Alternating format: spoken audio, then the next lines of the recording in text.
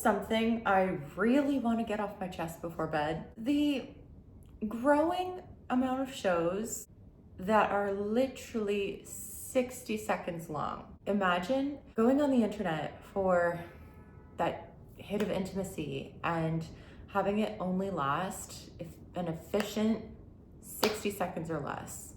And I'm being serious when I say most of my shows are under 3 minutes, but there's an increase in the 1 minute shows. And I had to run this through the chat and like just calm my brain a little bit about it, because I'm like, wait, how are people functioning? Like, this is crazy. And why do I feel like crap? So I'm gonna let you know what's going on my side as well, especially since there is a new leg to this channel, which is like the depth of the adult world as someone who's been doing it for over a decade, and someone who is just not turning away from her truth anymore and just going in and exploring and learning the psychology behind everything she sees on the daily. So let's dive in.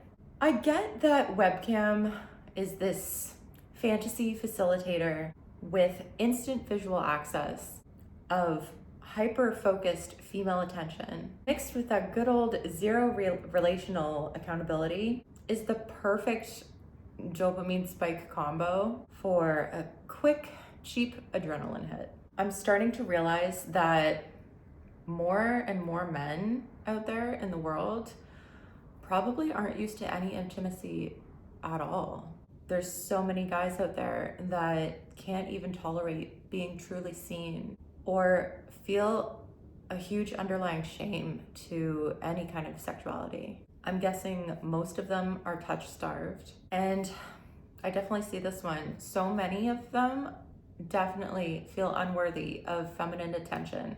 When all these factors combine, one's nervous system can overload and the body will discharge immediately, which I'm actually trying to wrap my head around isn't actually stamina failure. It's more so a nervous system regulation failure. And yeah, like, it's kind of crazy that men seem to, from what I see from someone in the adult world, it's so sad. Like, a lot of guys can't even tolerate being desired, being witnessed, even being chosen, even simply being focused on. Even the simple and subtle vulnerability of basic arousal itself is too much for so many men. So that's where you get the 1 minute man. Their body is saying, release, get out, and this over intensity. Then you have the shame acceleration loop.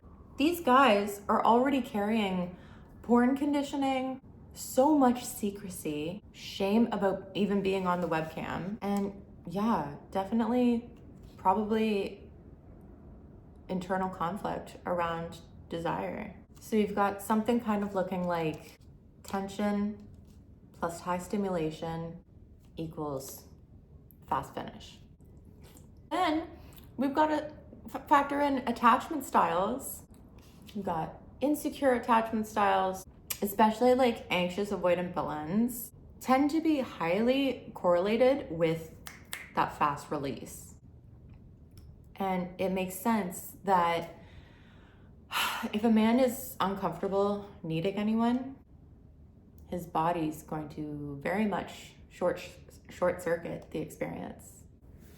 And yeah, I guess there's also the simple layer of guys who are really used to watching porn and have conditioned it as like a fast sort of novelty. So many are used to habitually rushing, using orgasm as simple stress relief, which at its core is gonna loop back to low distress tolerance, leaving you with the good old spike and dump. Does this sound kind of like you?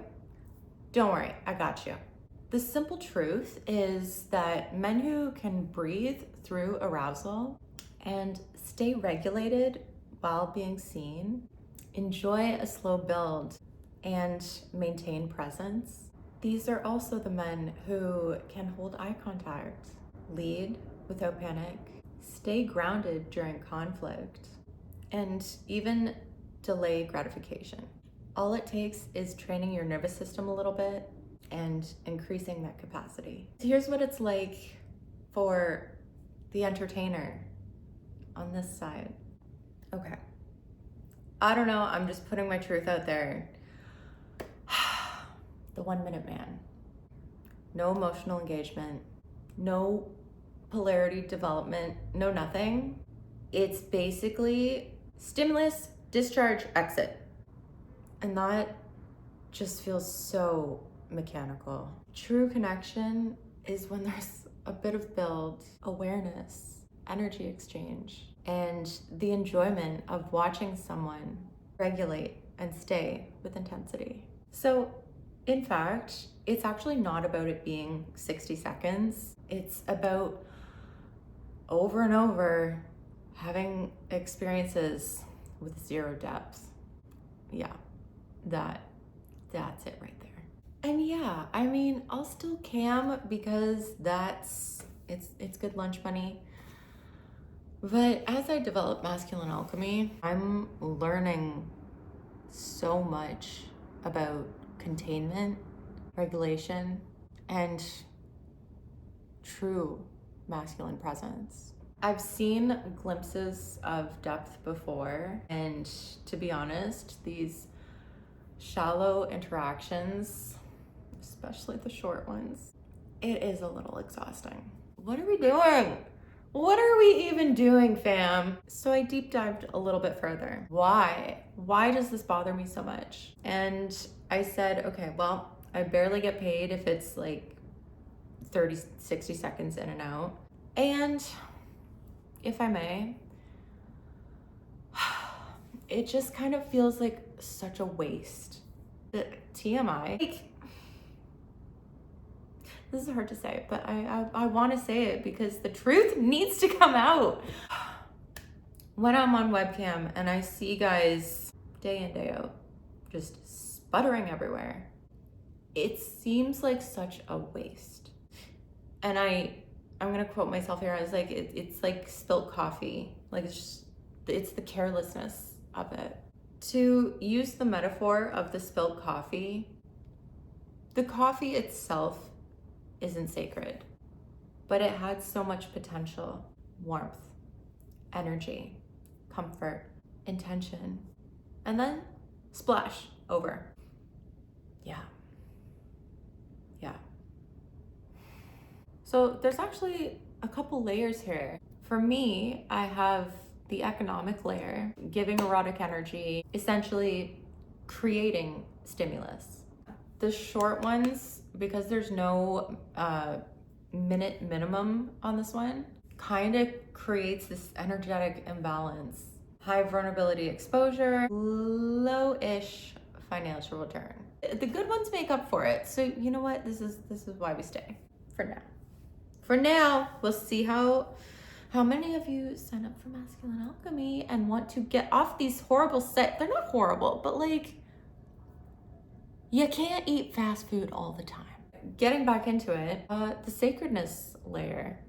The male orgasm is a full nervous system discharge. Again, it's life force energy, complete hormonal shift, a vulnerability spike, and yes, psychological relief. And when that's rushed, unconscious, and basically a reflex, it feels wasted. Not wrong, but just so underdeveloped. Potential without presence. No build, no intention, not even really much choice. Just compulsion and release. At the end of the day, it just feels kind of cheap. On my side, I guess I feel a tiny bit unseen myself. In that short amount of time, I'm just a trigger, not even an active participant at that point.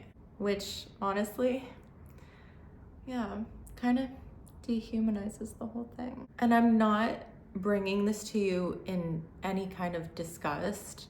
It's just like a quiet disappointment in a bit of unconsciousness.